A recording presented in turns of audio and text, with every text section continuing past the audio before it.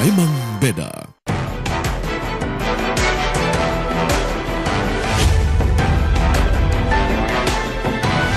Sesaat lagi Anda akan menyaksikan debat didukung oleh Kuku Bima Energy.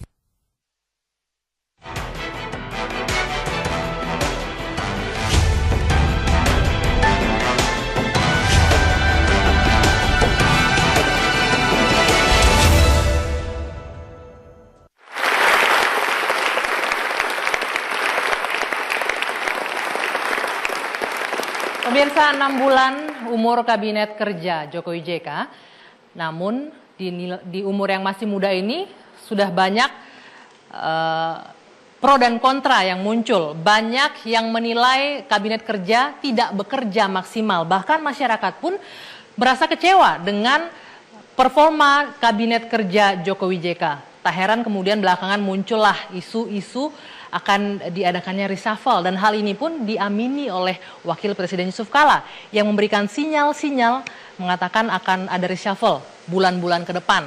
Itu yang dinyatakan oleh Wapres Yusuf Kala. Tapi kemudian pertanyaannya, apakah perlu reshuffle dilakukan dan apakah ini merupakan solusi atas tidak performnya kinerja Kabinet Jokowi JK? Kami akan hadirkan perdebatannya malam hari ini bersama saya Dwi Anggia, tapi sebelumnya kita simak dulu editorial debat kali ini.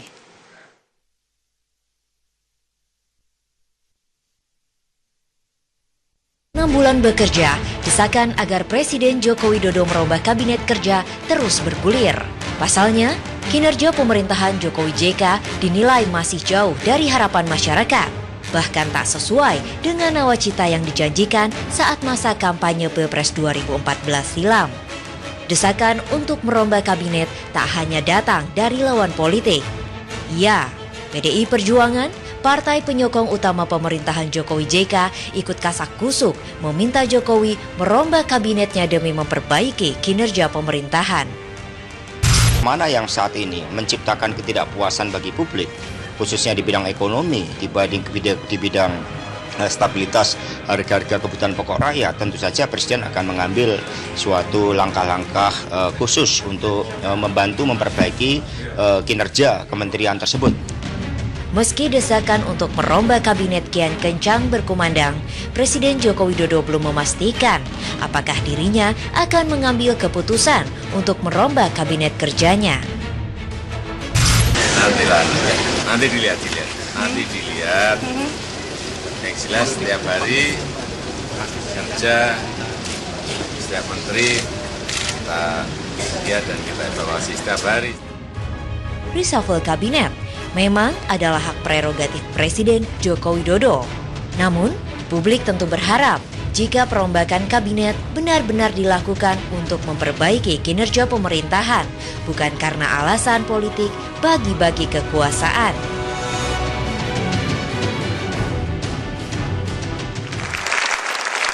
Ya, di saat Wapres Yusuf Kala memberikan sinyal untuk dilakukannya reshuffle, tapi jawaban Jokowi Anda lihat tadi Presiden mengatakan nanti saja dulu, masih bisa dievaluasi. Dari hari ke hari kami mengevaluasi. Sebelum saya mulai berdebat malam hari ini, ada teman-teman mahasiswa yang menemani saya. Selamat malam semuanya. Oke, saya mau nanya dulu nih sama teman-teman mahasiswa. Setuju atau tidak menterinya Jokowi JK ini di reshuffle? Ya, silakan. Terima kasih. Assalamualaikum warahmatullahi wabarakatuh. Nama saya Laude Muhammad Reski Putra. Saya dari Fakultas Hukum Universitas Trisakti.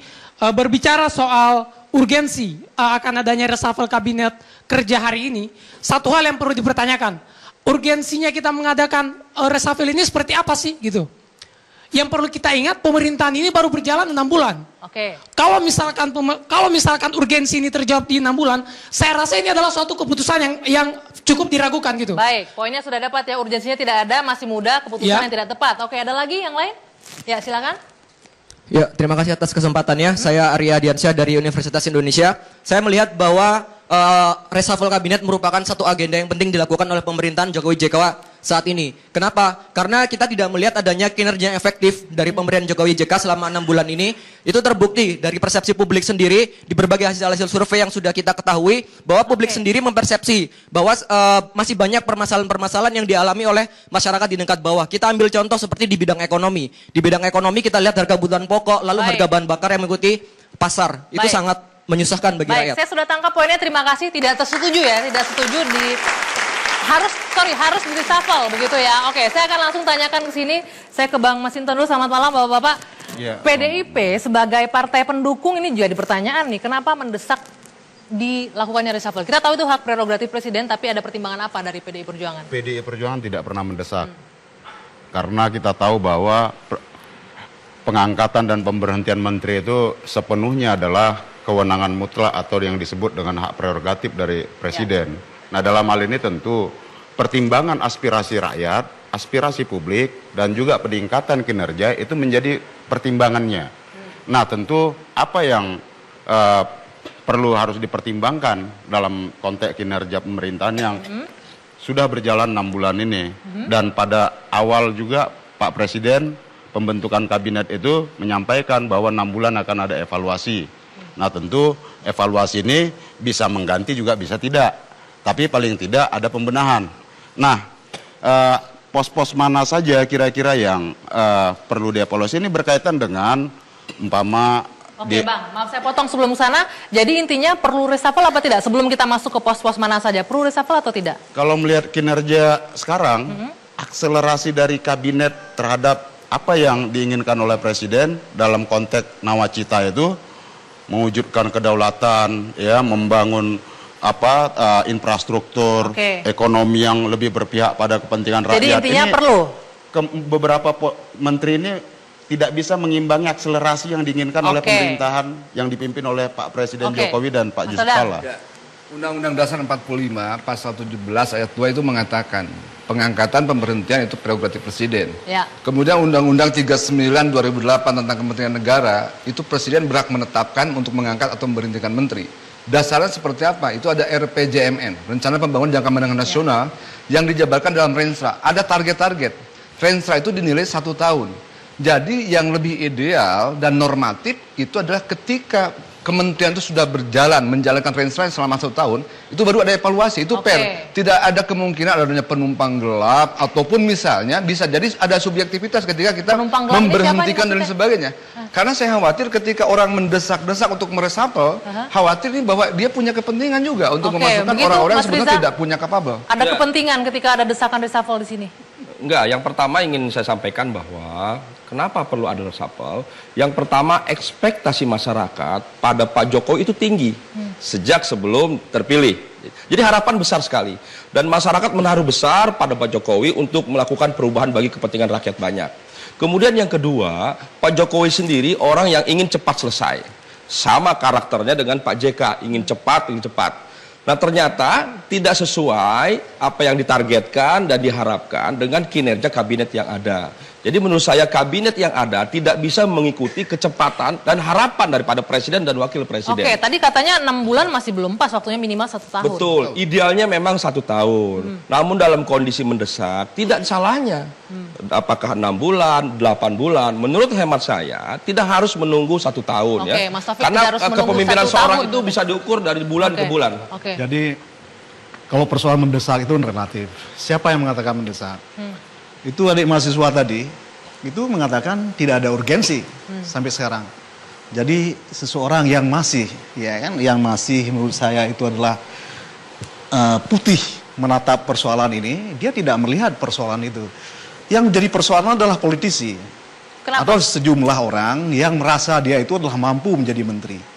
Karena itu dia ini adalah memaksalah agenda dia, seakan-akan dia adalah agenda orang se-Indonesia. Padahal hanya adalah agenda dia. Yang kedua, ada orang barangkali yang tidak suka kepada kabinet yang sekarang ini. Ada yang mau masuk begitu di kabinet yang... Saya tidak mengatakan masuk, kalau masuk boleh. Tetapi itu kan dibicarakan. Partai Nasdem itu adalah satu partai yang menghendaki partai lain yang sekarang itu dulu kita itu adalah berseberangan di dalam pemilu presiden untuk bergabung. Kami menyambut gembira. Itu tidak ada masalahnya. Tetapi caranya ya, caranya. Ada yang nggak senang katanya dengan kabinet ini, mungkin ada yang punya kepentingan politik lain katanya begitu. Tadi kan Pak Taufikul Hadi mengutip dari pernyataan kawan-kawan mahasiswa, tapi ada juga mahasiswa yang menghendaki supaya ada reshuffle. Kan itu. Pendapat itu kan pasti ada yang menghendaki, ada yang tidak. Nah, tapi kita ukur, ukurannya adalah kinerja tadi. Nah, itu. Kalau kita lihat umpama, siapa sekarang masyarakat, terutama di pedesaan, masyarakat kecil yang nggak teriak dengan kenaikan harga BBM. Terus kemudian daya belinya yang semakin melemah. Siapa yang nggak teriak hari ini? Nah, tentu ya harapan rakyat terhadap sebuah pemerintahan adalah begini, Pak Masinton, bagaimana negara mampu mendekatkan kesenjangan atau disparitas antara yang Pak Masinton, kaya begini, sama yang miskin. kita melihat persoalan itu jangan sangat parsial. Persoalan bangsa itu adalah bukan hanya persoalan satu orang. Ada menteri yang muncul memang gagah perkasa, ada menteri karena memang pekerjaan dia tidak perlu dia ngomong. Ada seperti itu. Jadi kita harus sadar. Yang kedua, persoalan Indonesia ini adalah tidak semata-mata hanya bisa ditentukan oleh sejumlah orang Indonesia atau pengambil kebijakan di dalam negeri Indonesia, tetapi faktor eksternal juga sangat menentukan. Nah, eksternal kita ini sekarang ini adalah faktor ekonomi. Saya membaca tadi pagi David Hoen, itu adalah salah seorang representatif IMF Jakarta, dia mengatakan bahwa memang ekonomi regional sekarang ini adalah akan menurun. Lagi turun ini semuanya, jadi bukan salah menteri-menterinya begitu. Jadi menurut saya bukan persoalan, lantas kita mengatakan kok sudah Indonesia ini sudah seperti kiamat, itu belum. Oke, karena nanti kita akan faktor lanjutkan. eksternal banyak sekali. Katanya memang kondisi ekonomi secara regional lagi menurun. Benarkah demikian? Kita lanjutkan usai jeda, debat akan kembali sesaat lagi.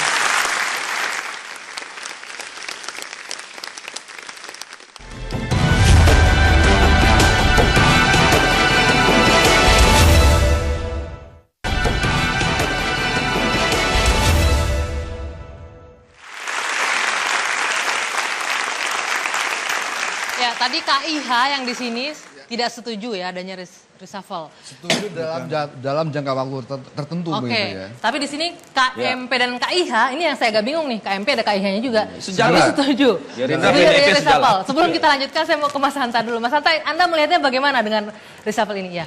Ya, saya ingin melanjutkan yang Anggi tadi. Ini salah tempat ini. Pak Masinton harusnya geser ke sana. Ini membingungkan, baru 6 bulan ternyata terulang 2000. Bagus sebenarnya positif seperti 2009 yang lalu. Dulu kan pasangan Ibu Mega dan Pak Prabowo. Ternyata bisa bersama ini. Ini bisa jadi partainya partai yang tertukar, koalisi yang tertukar. Koalisi yang tertukar. Atau yang sering saya candain, partai pemerintah bercita rasa oposisi. Nggak bisa meninggalkan atau gerindranya sejarahnya, partai oposisi bercita rasa pemerintah. Antara dua itulah paling tidak. Tapi begini Anggi, menarik tadi ada dari dua diskusi ini, kita semua bersepakat bahwa urusan reshuffle ada hak prerogatif presiden. Ya. Tetapi dalam realitas politiknya, karena kita presidensil tapi kadang bercita rasa parlementer, sulit dihindari paling tidak 4K presiden dalam melakukan ini sebelum masuk partai-partai. K yang pertama ada kinerja. Pasti itu menjadi alat instrumen presiden untuk melakukan evaluasi. Dulu Pak SBY punya UKP 4. Presiden Jokowi juga punya instrumen untuk melihat menteri ini sudah melakukan apa, capaian seperti apa yang kurang seterusnya. Yang kedua, K yang kedua adalah terkait kepuasan publik. Nah, itu bisa diukur bagaimana tingkat kepuasan publik meskipun pro kontra. K yang ketiga, kecocokan presiden. Boleh nggak subjektivitas presiden kemudian tidak cocok dengan menteri? Boleh, itu hak prerogatif presiden. Dan yang keempat, yang terakhir ada pertimbangan koalisi, partai-partai. Tergantung, kalau misalnya reshuffle-nya semangatnya untuk meningkatkan kinerja, untuk meningkatkan kepuasan publik, terjawab, urgensinya menjadi relevan. Tetapi kalau hanya untuk memenuhi keinginan politik salah satu partai, 2 partai, atau 3 partai koalisi, untuk apa? Anda lihat sekarang yang mana? Memenuhi tergantung Presiden Jokowi seperti apa. Masyarakat? Saya pertanyaan misal dari Pak Masinton. Bagaimana kalau ternyata ada reshuffle?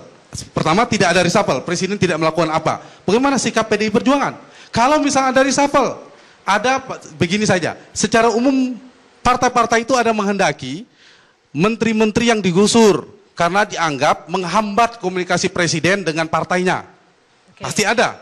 Yang kedua mungkin sudah mengusung nama-nama baru yang akan dimasukkan karena merasa partainya masih kurang. Atau mengganti nama-nama yang sudah ada. Yang ketiga mungkin ada juga nama yang tidak cocok lagi, ingin ditambah di posisi strategis dan seterusnya. Pertanyaannya, Bapak Presiden akan melayani keinginan itu atau untuk meningkatkan kinerja, memenuhi kebutuhan persepsi publik. Tapi kalau hanya untuk itu tidak memberi jawaban. Itu hanya Jokowi yang bisa jawab. Tapi kenapa PDIP ada di sini? Bang Masinton yang akan menjawab. Kenapa ada di sisi sebelah sini? Jadi apapun itu berkaitan dengan resapel itu kewenangan mutlak dari Pak Presiden yang harus kita hormatin. Beliau mau mengadakan resapel tidak resapel, kita hormatin. Beliau mau mengadakan setiap bulan ada resapel, kita hormatin. Karena itu memang prerogatif dari Presiden. Nah tentu memang berangkat dari resapel ini adalah untuk peningkatan kinerja tadi. Harus kita akui bahwa program besar dari pemerintahan ini adalah dengan 9 programnya itu yang disebut nawacita itu. Bagaimana ekonomi kerakyatan itu ditumbuhkan. Bagaimana intinya memaksimalkan program kerja ya. Nah terus kemudian ya berkaitan dengan ini Mbak, ada beberapa menteri yang kita lihat tidak sejalan dengan konsepsi nawacita itu. Dan kemudian menteri itu justru menjalankan misinya sendiri-sendiri, bukan dalam konsepsi besar kerangka nawacita yang hendak dituju dari tadi. Aspek kinerja kita sepakat ya, kalau kita melihat dari aspek kinerja, tetapi pengukuran kinerja juga tidak bisa semena-mena. Ini ada aturan perundang-undangan. Yang tadi itu Renstra, dia indikatornya jelas. Kalau Menteri Pertanian, indikator tahunannya apa? Swasembada pangan atau apa? Itu jelas sekali di dalam rencana strategik. Kinerja oke, tetapi kemudian kalau misalkan ukurannya tidak jelas atau kepentingan desakan koalisi dan sebagainya, saya tidak sepakat. Jadi demikian juga ketika Presiden mau mengganti, walaupun prerogatif, tentu Presiden harus juga sejalan dengan konstitusi dan undang-undang. Tidak bisa semena-mena itu. Tidak ada desakan dari segi politis. Jadi perlu kami tegaskan di forum yang baik ini, Gerindra atau KMP tidak menginginkan resapel dalam rangka ingin mengisi pos-pos tertentu di pemerintah, tidak. Ya, tetapi kalau kami di media itu kan para politisi mendesak-desak seperti itu. Tapi kami merasa nyaman ada di luar. Posisi di luar ada tugas-tugas juga yang mulia di parlemen dan sebagainya. Itu yang pertama. Yang kedua, saya setuju idealnya memang 1 tahun untuk mengukur, tapi 6 bulan atau 8 bulan bisa menjadi ukuran ya. Karena memang kinerja seseorang itu setiap hari, setiap minggu, setiap bulan itu bisa diukur. Sekarang indikator yang ada ya, indikator ekonomi sangat kelihatan menurun sekali ya. Tidak hanya karena partai global, tapi memang kemampuan kinerja dari menteri bersangkutan tidak sangat performan, jauh dari performan yang kita hendaki. Jadi begini, masalah kinerja dan sebagainya, ya kan, nggak usah khawatir. Kami sebagai partai pendukung presiden ini, setiap bulan kami lakukan evaluasi. Kami melihat mana yang baik, mana yang tidak. Tidak hanya menilai menteri dari partai kami sendiri, semuanya. Dan mungkin itu dikomunikasikan. Maksudnya PDIP menilai menteri dari partainya sendiri saja? Bukan, begitu? kami menilai semuanya kabinet ini. Ya. Nanti hasil itu pasti disampaikan oleh ketua kami dengan ketua-ketua lain yang mendukung. Apa? Kami ada kebanggaan. Misalnya sekarang ini seorang kita ini adalah tegas masalah misalnya narkoba. Ya. Itu harus diapresiasi. Yang kedua misalnya seorang menteri perempuan yang dulu itu dianggap itu adalah underestimate, ya, Ibu Susi. Tetapi dia menurut saya adalah seorang menteri yang sekarang ini adalah di antara cukup baik menurut saya. Jadi kita bisa melihat dari situ. Jangan kita melihat yang lainnya, karena yang lainnya belum sampai. Karena apa? Kita tidak mengeneralisir. Memang ada beberapa menteri yang kita perlu apresiasi kinerjanya baik. Tapi juga ada beberapa menteri yang menurut kita kinerja di bawah standar rata-rata. Ini yang kami maksud harus diresapel. Jadi tidak semua diresapel. Ada bidang-bidang kalau masalah yang perlu ekonomi memang bisa diperbaiki, saya jelaskan. dikoreksi. Kalau masalah ekonomi, karena selama ini seakan-akan ketidakpuasan itu berasal dari sektor ekonomi gitu ya. Kinerja ekonomi yang lama. Tapi kita jelaskan bahwa anggaran ini, anggaran perubahan itu kan baru ditetapkan beberapa bulan. Dan efektifnya baru bulan Juni ini anggaran menggelontor. Artinya bahwa stimulus fiskal itu yang kemudian berdampak pada pertumbuhan, pengurangan pengangguran, kemudian pembangunan infrastruktur, ini kan baru mau berjalan. Jadi menurut Anda anggaran yang telah turunnya sesuatu yang baru kinerja. berjalan. Ini kan kita harus fair dalam masalah itu. Jadi anggaran yang telah turun mempengaruhi kinerja begitu. Lalu pos-pos. Kalau aku ngukurnya adalah bagaimana sisi kehidupan rakyat hari ini. Rakyat itu nggak ngerti, dia nggak mau tahu mau ekonomi global bagaimana, apa yang dirasakan rakyat hari ini adalah daya belinya berkurang, rezekinya berkurang. Baik, tadi sudah disinggung, lalu pos-pos mana saja yang akan reshuffle yang jadi sorotan, kita lanjutkan usai jeda saat lagi. Tahan dulu Bapak.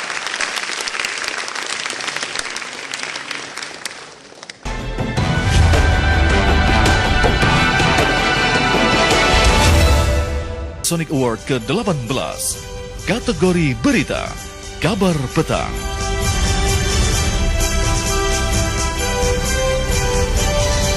Kirim SMS dan Twitter Anda untuk TV One.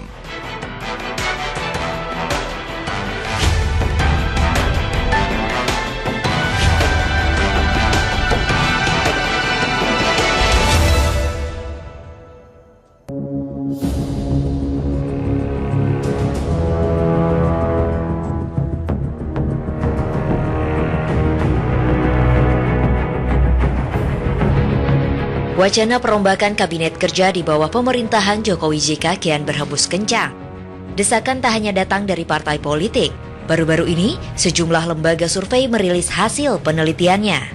Hasilnya, sebagian besar masyarakat Indonesia menginginkan adanya perombakan kabinet. Sebut saja hasil survei Poltreking Indonesia. Dari 1.200 responden, sebanyak 41,8% menyatakan setuju untuk dilakukan perombakan kabinet. Pemicunya adalah ketidakpuasan publik terhadap kinerja pemerintahan Jokowi JK, khususnya di bidang ekonomi. Kekecewaan masyarakat dipicu oleh naiknya harga BBM dan sejumlah barang kebutuhan pokok serta melemahnya nilai tukar rupiah. Survei yang dilakukan kelompok diskusi dan kajian opini publik Indonesia atau Kedai Kopi juga mengurai hal yang sama. Dari 344 responden, sebanyak 96,5%-nya menginginkan Presiden Jokowi untuk merombak kabinetnya.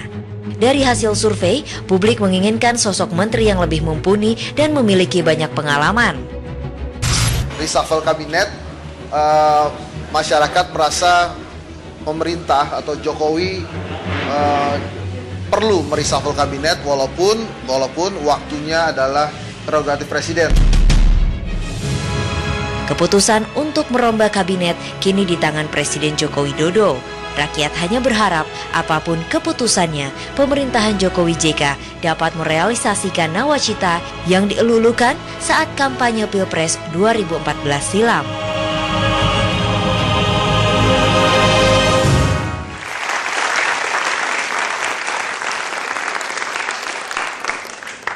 Ya, kalau kita dengar tadi editorial mengatakan ada beberapa bidang yang sebenarnya dituntut untuk di reshuffle, terutama ekonomi. Saya ingin bertanya lebih jelas ke Mas Hanta. Kalau Anda sendiri melihat pos-pos mana saja yang memang dalam saat ini harus diadakan perubahan atau reshuffle?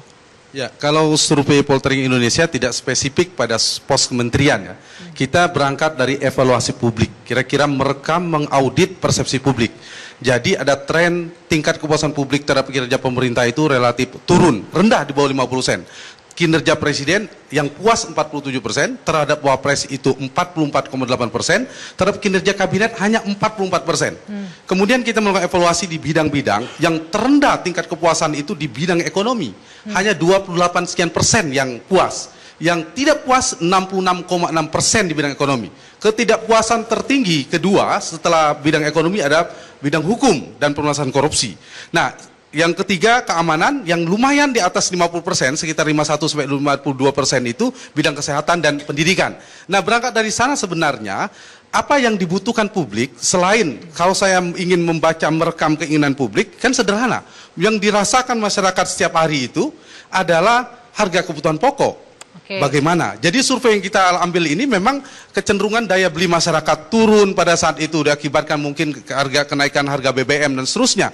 Selain pemerintah dibutuhkan untuk melakukan jangka panjang dan seterusnya itu tidak salah. Tapi butuh terobosan jangka pendek. Bagaimana menyelesaikan persoalan stabilisasi harga dan seterusnya. Nah, bagaimana dengan 4 partai ini? Apakah semangatnya itu betul-betul untuk meningkatkan kinerja tadi? Atau hanya sekedar untuk memenuhi keinginan kepentingan politik partai masing-masing. Misal yang menolak itu juga sama Anggi. Yang menolak juga bisa jadi karena takut tergusur, juga tidak baik. Takut tergusur. Misalnya. Nah, itu benar itu. Karena Hanura kalau tidak salah 2 kursi ya. Kalau masuk Gerindra satu-satu. Persoalan kinerja ekonomi itu bisa kita jelaskan, bisa kita klarifikasi yang tadi saya sampaikan itu. Tetapi kemudian memang kita akui kalau di masalah hukum itu ada memang menteri yang kemudian membuat kegaduhan-kegaduhan. Oke, nggak masalah. Jadi diakui menteri diakui bidang ada yang hukum membuat kegaduhan. Itu hak prerogatif presiden kemudian kalau misalkan mengganti menteri-menteri tertentu yang membuat kegaduhan yang tidak perlu. Tetapi kalau masalah ekonomi, siapapun menteri yang mengganti akan seperti itu karena ada faktor-faktor eksternal, insentif fiskal belum jalan. Ini yang sulit ini saya kira. Ekonomi itu gini lah. Kalau dia ikutin alur biasa ya, yang ngapain ada menteri? Kalau tugas menteri itu adalah mencari jalan keluarnya. Iya, terhadap berbagai jangan berpikir konvensional. Nanti bisa kita lihat 2 bulan 3 bulan ini Juni Juli ini akan kelihatan sekali bagaimana insentif fiskal berjalan, kemudian ada perubahan-perubahan. Mari kita lihat 2 bulan 3 bulan. Contoh ini. yang sederhana, kebijakan di awal kementerian kabinet Pak Jokowi ya kan, BBM dunia turun ini malah menaikkan. Terus yang kedua yang lebih parah lagi, harga BBM diserahkan pada harga pasar. Bagaimana kita membuat perencanaan 1 tahun dan sebagainya? Itu perlu diperbaiki. Harus agak ada harga diputus. Apakah per tahun, per 6 bulan? Ini berubah-berubah. Ini Pak Reza, jadi Menteri SDM juga maksudnya punya pengaruh tidak boleh besar di highlight itu ekonomi. adalah kenaikan seperti itu karena ada sebagian yang disubsidi masyarakat. Jadi memang ada beban masyarakat, tetapi dengan disubsidi itu adalah mengurangi. Soal diserahkan itu adalah memang adalah sesuatu yang telah disepakati. Cuman ini agak lucu nih, tadi saya tangkap kalau Mas Dadang setuju kalau menteri hukumnya di reshuffle gitu loh. Bukan, ini yang dulu di situ. Kita tidak masuk pada persoalan seorang menteri ini. Ini kita lihat kepentingan politik dari masing-masing partai ini. Tidak juga. Kita objektif aja. Jadi kan tidak seperti itu. Ada persoalan kinerja yang kemudian itu ukurannya harus jelas. Renstra yang tadi saya sampaikan itu jelas undang-undang. Tapi kemudian juga ada persoalan-persoalan yang kemudian rakyat dihebohkan oleh kegaduhan-kegaduhan yang tidak perlu. Nah itu baru presiden bisa melakukan pergantian kapan saja seperti itu. Sekarang para menteri ini, walaupun demikian orang menatapnya, tetapi adalah semuanya di bawah kendali. Presiden menurut saya tidak ada yang kemudian itu keluar dari pada zaman PSBY juga ya, krisis global lebih besar lagi tapi bisa diatasi. Nah sekarang jangan menyalahkan ekonomi global. Sebentar Pak Reza. Sebetulnya kabinet yang memang tidak perform. Pak Reza, sejak dulu adalah indeks pembangunan manusia Indonesia kita ini adalah pada 111. Palestina itu adalah 110. Dari dulu tidak ada perubahan. Jadi kalau Pak Yunta itu bilang, Yuda tadi adalah mengatakan bahwa masyarakat adalah membidik adalah masa ekonomi, dari dulu memang masyarakat Indonesia adalah perhatian pada ekonomi. Anda mendengarkan tadi ya, kalau dari sini katanya yang hukum harus direshuffle, kalau di sini ESDM yang harus diganti menterinya ekonomi. Anda melihat seperti apa? Jangan-jangan ini hanya kepentingan masing-masing partai politik begitu. Ya, itu yang saya maksud. Kalau Pak Presidennya tersandera oleh kepentingan partai-partai, tidak akan menyelesaikan masalah. Kalau ini instrumen Presiden, kalau saya pikirannya adalah bagaimana meningkatkan kinerja pemerintah, bagaimana memenuhi harapan publik soal nawacita direalisasikan. Instrumennya banyak, salah satunya reshuffle. Kalau reshuffle ini adalah jalan untuk memenuhi janji politik itu, jangan ragu lakukan, mau 6 bulan, mau 3 bulan, itu hak prerogatif presiden, gak ada urusannya. Tetapi kalau hanya untuk memenuhi hasrat, mohon maaf partai-partai, tidak akan pernah menyelesaikan masalah. Bahwa betul kalau memang presiden butuh stabilitas politik, iya. Nah ini yang saya pikir partai-partai kan punya tugas juga selain publik. Tugasnya apa? Mengagregasi, mendengarkan kepentingan publik, menyuarakan suara publik. Tapi kalau misal Hanura dan Nasdem menangkap harapan publik kemudian harus reshuffle, harus dorong reshuffle. Sebaliknya kalau PDIP juga kemudian jawabannya bukan reshuffle, jangan paksakan untuk reshuffle. Kira-kira presiden kita kuat tidak ya meredam hasrat politik dari partai-partai pendukung dan juga oposisinya? Kita lanjutkan usai jeda saat lagi di debat.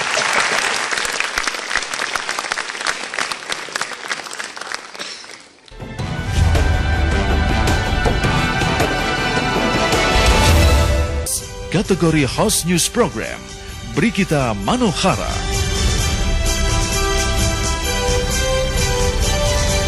Kirim SMS dan Twitter Anda untuk TV One.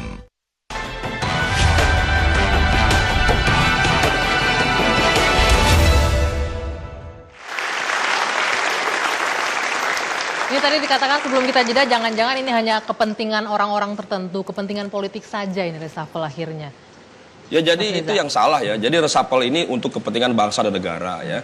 Justru reshuffle ini jadi penting agar pemerintahan Pak Jokowi selesai selama 5 tahun ya.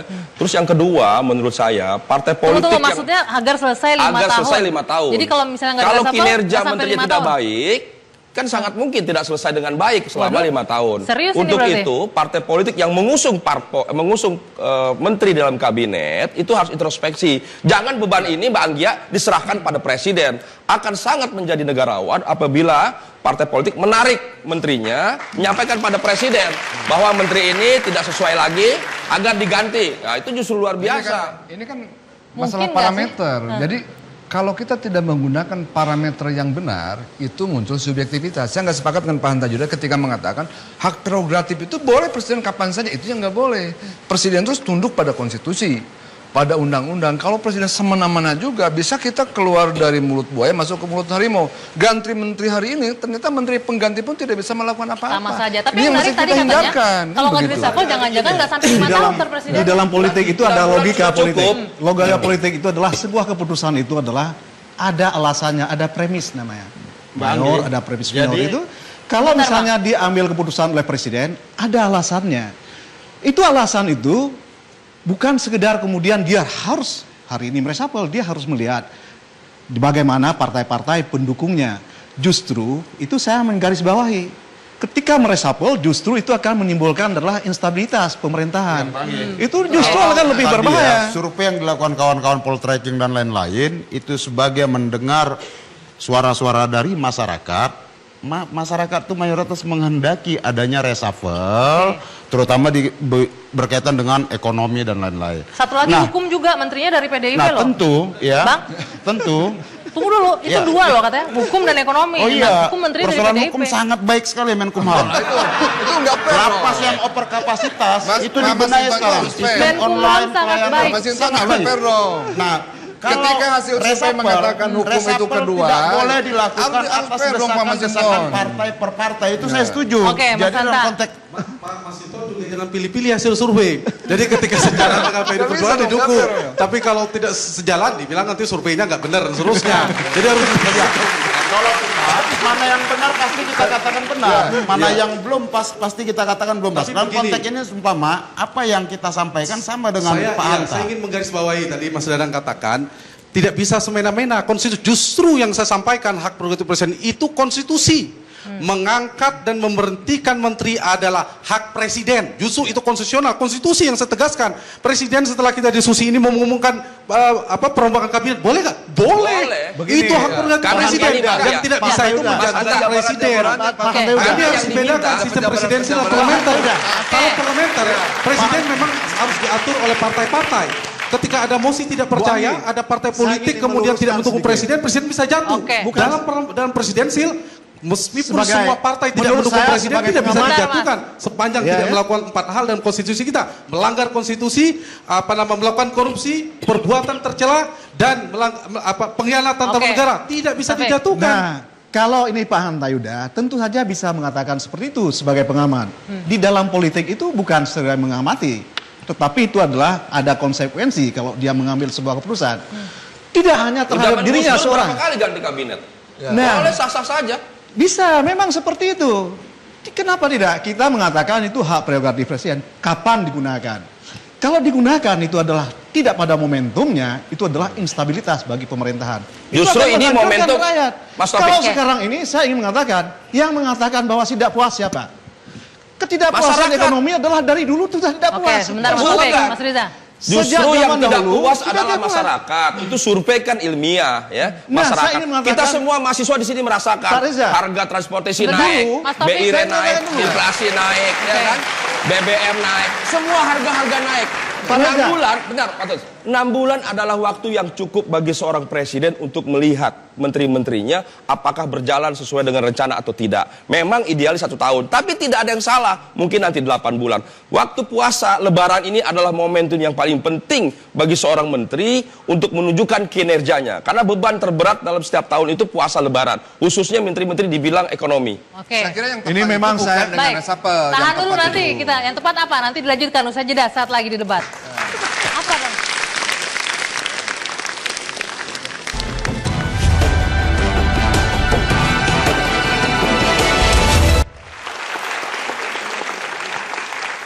Mas Hanta, tadi dikatakan Menteri Hukum kerjanya sangat bagus performanya. Kalau Anda kembali hasil surveinya tadi seperti apa sih? Saya melakukan survei ini pada publik ya, bidang saja. Oke. Bidang. Tidak Jadi yang harus gitu ya? iya, bukan menterinya. Tapi kan ada kaitannya pasti. Di bidang ekonomi itu tingkat kepuasannya yang ketidakpuasan tertinggi itu ekonomi.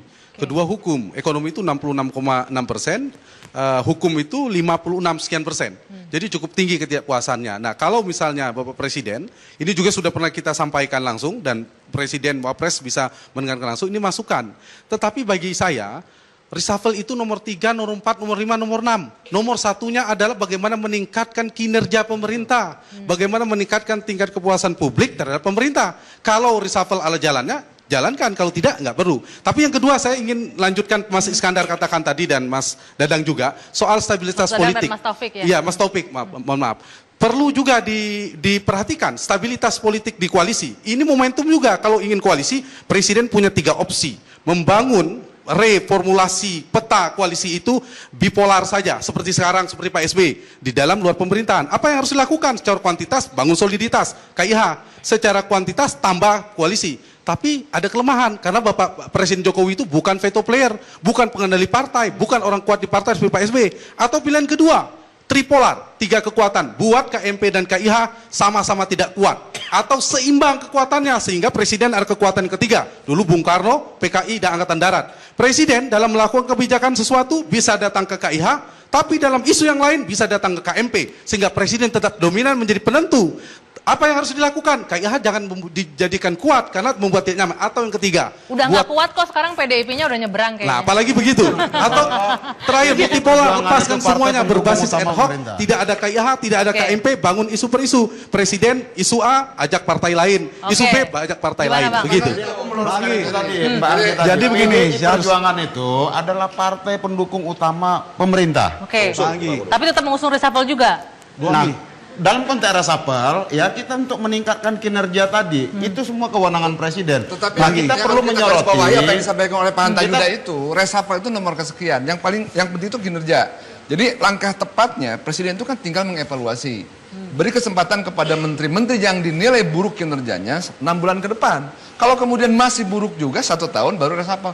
Itu yang kemudian sesuai dengan konstitusi dan undang-undang. Seperti itu saya kira. Pertama begini, Bung Karno, sebentar, dalam 2 bulan pernah melakukan reshuffle. Jadi Gus Dur tahun berapa kali boleh? Urusan apa itu reshuffle tuh nggak boleh ditentukan waktu karena itu nggak bisa Pak. Ada indikatornya itu. Kalau Gus Dur jangan jadi contoh, ya kan? Toh dia tidak selesai, ya kan? Nah ini kita ingin membangun sebuah pemerintahan yang stabil. Betul. Ya kan? Tapi 6 bulan ini yang cukup bagi Presiden untuk melihat kinerja seorang menteri.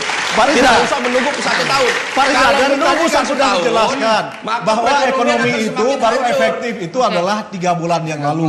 Jadi belum 3 bulan, belum 6 bulan. Katanya kalau menunggu 1 tahun ekonomi itu kan menurut Pak Reza. Kalau dasar 6 bulan itu dari mana? Kalau belum Presiden saja belum bekerja, bagaimana kemudian dia ambil keputusan? Ukurannya adalah satu-satu yang menteri itu pembantu Presiden. Dia membantu Presiden dalam menjalankan fungsi pemerintahan. Kita lihat pemerintahannya apakah menteri-menteri itu sudah seperti kalau yang diharapkan belum bekerja, rakyat. kalau Presiden itu sudah memotong. Oke, gantian. Ini Bang, Bang Mas saya kasih contoh aja, disetujui oleh DPR 47 triliun. Lebih besar dari UKM-UKM yang kecil itu yang sesungguhnya itu saham BUMN merosot. Nah, ini kalau 3 bulan belum dicairkan. Belum bekerja kemudian itu adalah di reshuffle. Tidak adil masyarakat itu adalah tidak memperlakukan kabinet kerja. Bang gantian satu.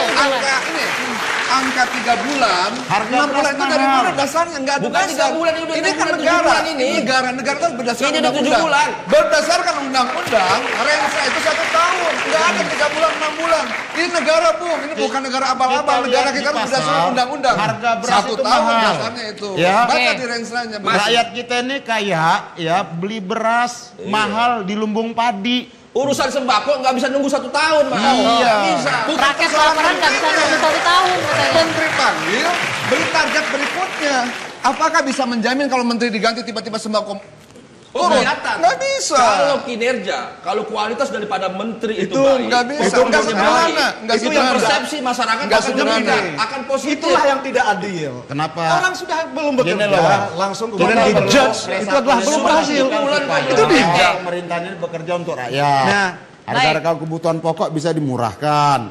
Terus kemudian harga BBM juga bisa dimurahkan. Kalau diganti menteri dijamin itu, Pak. Bisa disediakan. Oke, intinya reshuffle atau tidak reshuffle yang penting yang diinginkan rakyat adalah kesejahteraan bagi rakyat, harga-harga murah. Demikian debat saya akhiri malam hari ini. Terima kasih, selamat malam, sampai jumpa.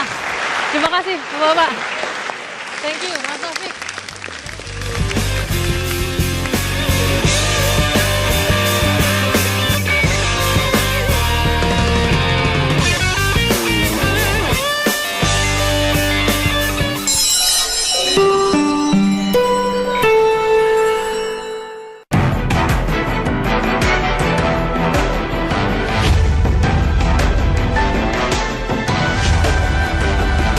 Baru saja menyaksikan debat didukung oleh Kuku Bima Energy. Panasonic Award ke-18 kategori Host News and Information Talk Show Karni Ilyas. Kirim SMS